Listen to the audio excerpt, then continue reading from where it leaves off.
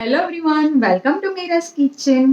આ વિડીયોમાં હું તમને વિન્ટરમાં બનતું સ્પેશિયલ પ્રોગ્રામમાં વાડીના પ્રોગ્રામ હોય છે ત્યારે આ સબ્જી બનતી હોય છે, આખા લસણ ડુંગળીનું શાક. એની રેસીપી શેર કરીશ. બહુ જ ફાઇન બનતું હોય છે અને જો તમે લોકો લસણ ડુંગળી ખાતા હોય તો આ વિન્ટરમાં શ્યોર ટ્રાય કરજો, બધાને બહુ જ ગમશે. તો ચલો જોઈ લઈએ રેસીપી. આખું લસણ આવી રીતના આખું જ હોય, કળી છૂટી ના પડી હોય એવી ટાઈપનું લસણ લઈ લેવાનું છે અને નાની સાઇઝમાં, સાવ નાની સાઇઝની હોય એવી ડુંગળી લઈ લેવાની છે અને ટમેટાં લઈ લીધા છે. પહેલાં તો આપણે લસણમાં જે વધારાની એની ઉપરની સ્કીન હોય એ રિમૂવ કરી દઈશું અને લસણને ક્લીન કરી લેવાનું છે. સ્કીન એની રિમૂવ કરી લીધી. એવી જ રીતના બધા લસણમાં ઉપરની જે વધારાની એની ફોતરી હોય એ રિમૂવ કરી લેવાનું છે.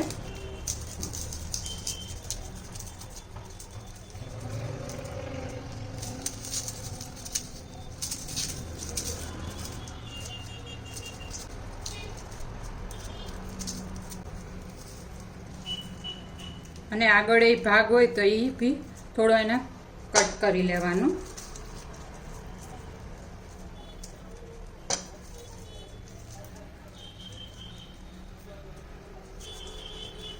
તો લસણ રેડી છે, એને એક સાઈડ પર મૂકી દઈએ. હવે ડુંગળીમાં આપણે ઉપરનો જે ભાગ હોય એમાંથી થોડું એવું જ રિમૂવ કરીશું. બાકી ડુંગળીના લેયર છે એ બધા છૂટા પડી જશે, એટલે ખાસ ધ્યાન રાખવાનું કે ડુંગળી ઉપરથી જ્યારે આપણે કટ કરીએ ત્યારે સાવ નજીકથી જ કટ કરવાની રહેશે, જેથી કરીને એના બધા લેયર છૂટા ના પડે.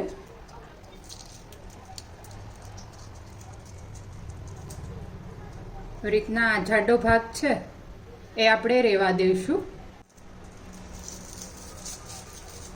બધી ડુંગળીને બી રેડી કરી લેવાની છે.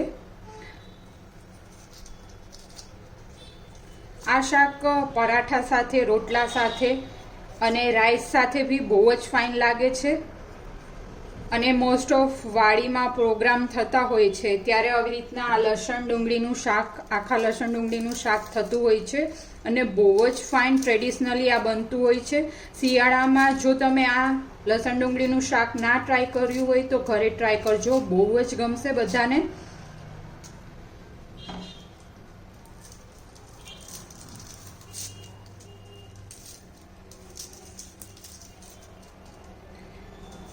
અને ગીર સાઈડ તો આવી રીતના જ્યારે રાતે પ્રોગ્રામ હોતો હોય છે વાડીમાં ત્યારે સ્પેશિયલ લસણ ડુંગળીનું શાકનો જ પ્રોગ્રામ હોય છે અને સાથે પરાઠા અથવા તો રોટલો હોય અને એની સાથે જીરા રાઈસ અથવા તો પ્લેન રાઈસ બી તમે સર્વ કરી શકો.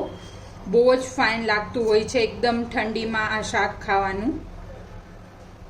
રેડી છે. હવે આપણે ટમેટાની પ્યુરી કરવાની છે. તમે ઝીણું કટ કરેલું ટમેટું બી લઈ શકો, પણ અત્યારે હું પ્યુરી કરીને એડ કરીશ. તો મીડિયમ સાઇઝના 3 ટમેટાં લઈ લીધા છે. અત્યારે હું જે આ બનાવવા જઈ રહી છું શાક એ 2 પર્સન માટે છે. તમે તમારી ક્વોન્ટિટી પ્રમાણે ગ્રેવી વધઘટ કરવાની રહેશે. અને લસણ તમે કેટલું ખાવ છો એ રીતના પર પર્સન 1 લસણ ખાતા હોય તો એવી રીતના એડ કરવાનું રહેશે. અત્યારે મેં 3 એડ કર્યા છે લસણના ગાંઠિયા. આની ફાઇન પ્યુરી બનાવી લઈશું. એક આદુનો ટુકડો, 1 ઇંચ જેટલો અને 7 થી 8 લસણની કળી. એમાં લાલ મરચું પાવડર એડ કરી લઈશું, 1 ટીસ્પૂન જેટલું, અને પ્રોપરલી વાટી લઈશું.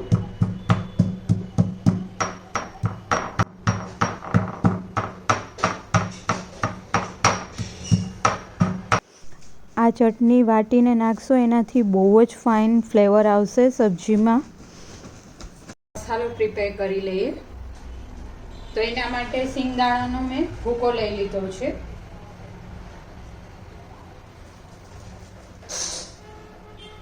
$3 ટીસ્પૂન જેટલો અત્યારે લીધો છે મેં.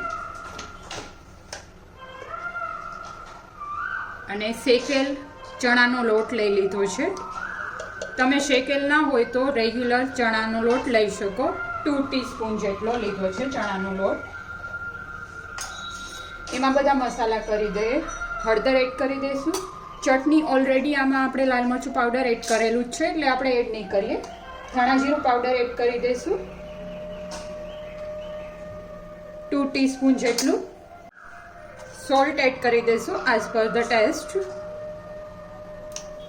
હવે એમાં આપણે જે આ લસણની પેસ્ટ ચટણી રેડી કરેલી હતી એ એડ કરી દઈશું.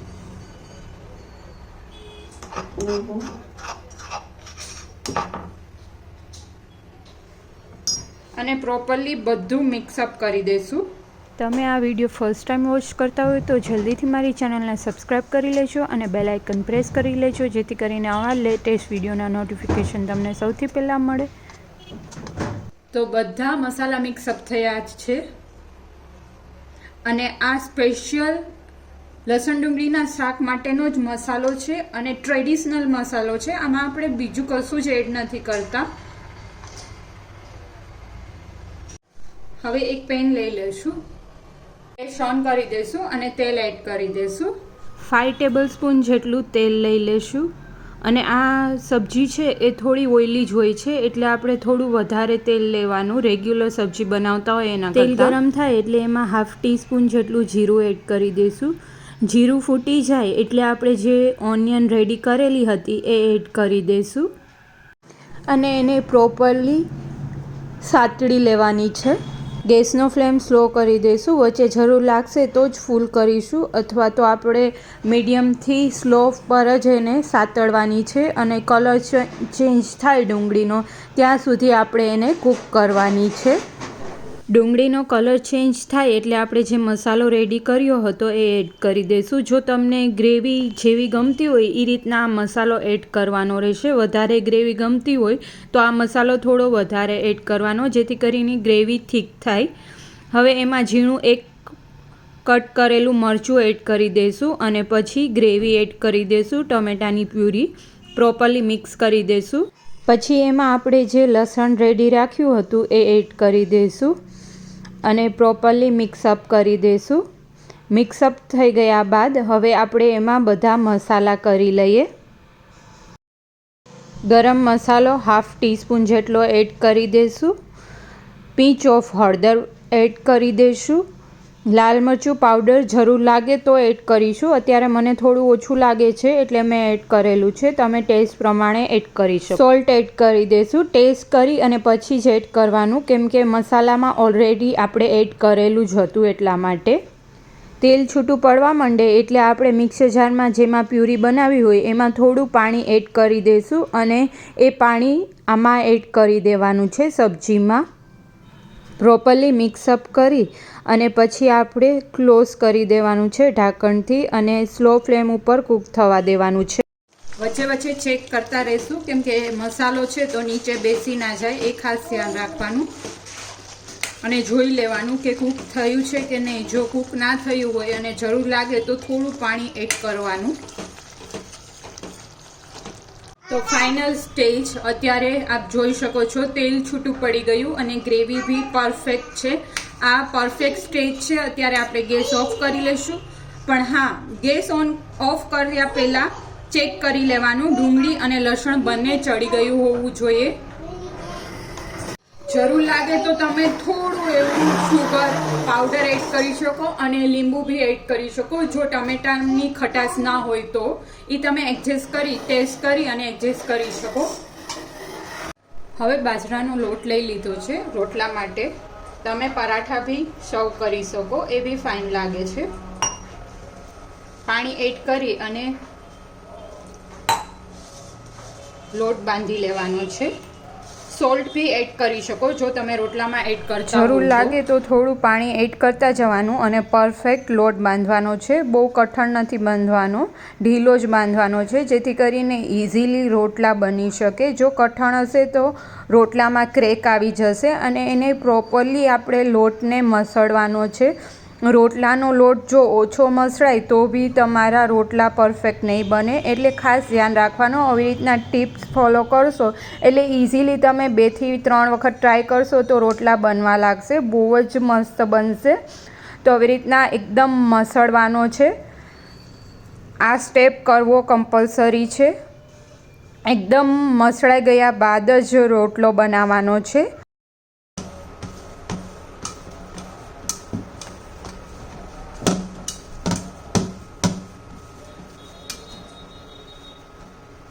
જેવડો રોટલો બનાવો એટલું મોટો લુવો લઈ લેવાનો રહેશે.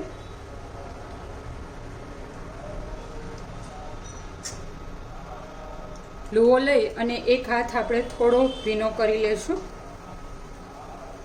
આવી રીતના રોટેટ કરતું જવાનું.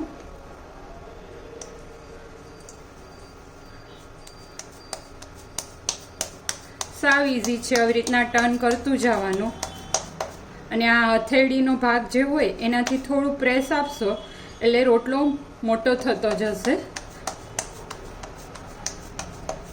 લોટ છે એ મીડિયમ રાખવાનો. જો તમે પહેલી વાર બનાવતો હોય તો બહુ પતલો ઢીલો લોટ નહીં રાખવાનો અને રોટલો બી ટ્રાય કરવાની જેટલો પતલો થાય એટલો કરવાનો.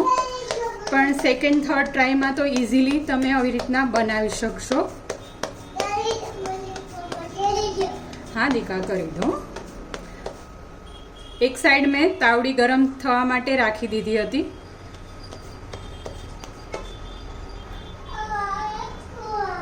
તો આપ જોઈ શકો છો પરફેક્ટ રોટલો બની ગયો છે, એકદમ ગોળ. હવે મેં તાવડી તપવા માટે રાખી દીધી હતી અને ઓલરેડી તપી ગઈ છે. તો એમાં આપણે રોટલો એડ કરી દઈશું. આવી રીતના ફૂલ ગેસ રાખવાનો છે. હવે એક સાઈડથી આપણે પાછો ટર્ન કરી લેવાનો છે. હા દીકા આપો. રીતના બીજી સાઈડ ચડવા દેશું ફૂલ ફ્લેમ ઉપર જ. રોટલો બનાવો ત્યારે હંમેશા ગેસ ફૂલ જ રાખવાનો જેથી કરીને રોટલામાં ક્રેક ના પડે. જો સ્લો ફ્લેમ હશે તો રોટલામાં ક્રેક પડી જશે. ટર્ન કરી અને જોઈ લેશું, ચેક કરી લેશું. આ એક સાઈડથી થોડો કાચો છે તો આવી રીતના ટર્ન કરી લેવાનો. હવે તમારે ડાયરેક્ટલી ફૂલાવવો હોય તો બી તમે ફૂલાવી શકો. અત્યારે હું ડાયરેક્ટલી ફૂલાવતી નથી. આવી રીતના ટર્ન કરીને તાવડીમાં જ ફૂલાવીશું. તમારી પાસે તાવડી ના હોય તો તમે લોઢી પર બી બનાવી શકો. પણ આ માટીની તાવડીમાં રોટલા બહુ ફાઇન બનતા હોય છે અને ટેસ્ટ બી એનો અલગ જ આવે છે. તમે આ ટીપ ફોલો કરશો એટલે એકદમ રોટલો ફૂલશે અને બહુ ફાઇન બનશે. આપ જોઈ શકો છો એકદમ રોટલો ફૂલી ગયો છે. થોડો એવો કલર ચેન્જ થાય એટલે આપણે લઈ લઈશું એને. તો રેડી છે રોટલો. હવે એને આપણે આવી રીતના ઓપન કરી અને ચોપડી લેશું.